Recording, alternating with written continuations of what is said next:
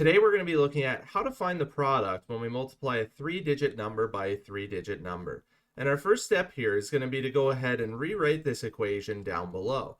And when we're rewriting this equation down below, we want to make sure that we're writing the numbers within their correct place value. And once we've done that, our first step is actually going to be to go ahead and multiply 6 times 253. And in order to do that, we're going to go ahead and start by multiplying 6 times 3, which we know gives us 18. So we're going to go ahead and write an 8 in the ones place, but we need to do something with the remaining 10. So we're going to go ahead and write a 1 above the 5 to show that we have an additional 10 that are left over. So now we're going to go ahead and multiply 6 times 5. And we know that 6 times 5 gives us 30, but we need to add on that additional 10. So that's going to give us 31. So we're going to go ahead and write a 1 in the tens place, and we're going to go ahead and carry the remaining 3 that's left over. So we're going to go and write that above the 2 here. So next we're going to go ahead and multiply 6 times 2, or 6 times 200. And we know that 6 times 2 gives us 12, but we need to do something with the remaining 3 up top. So we're going to add that onto the 12, which gives us 15. So we're going to go ahead and write 15 down below.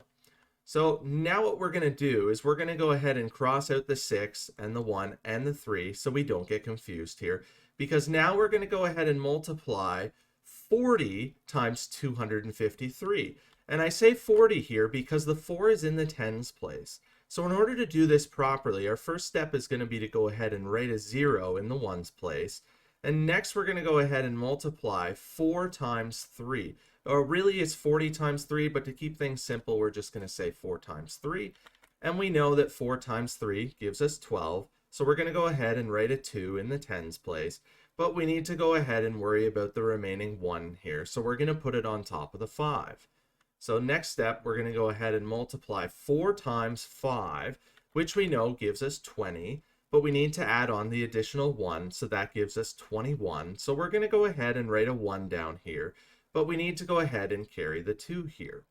So next step is we're going to multiply 4 times 2, which we know gives us 8, but we need to add on the additional 2. So 8 plus 2 gives us 10. So we're going to go ahead and write that out here. So 0 and a 1.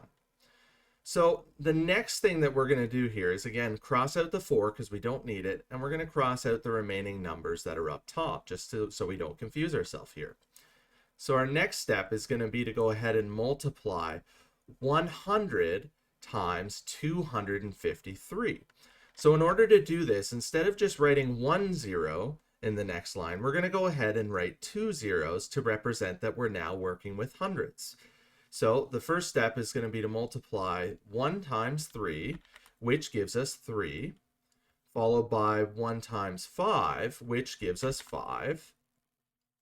And lastly, we're going to go ahead and multiply 1 times 2, or 100 times 200, which gives us 2.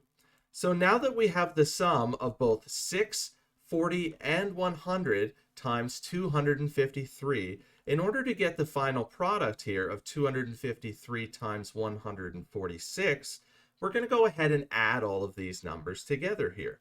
So we can see 8 plus 0 gives us 8. 1 plus 2 plus 0 gives us 3.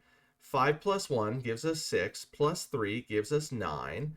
And 1 plus 0 gives us 1, plus 5 gives us 6.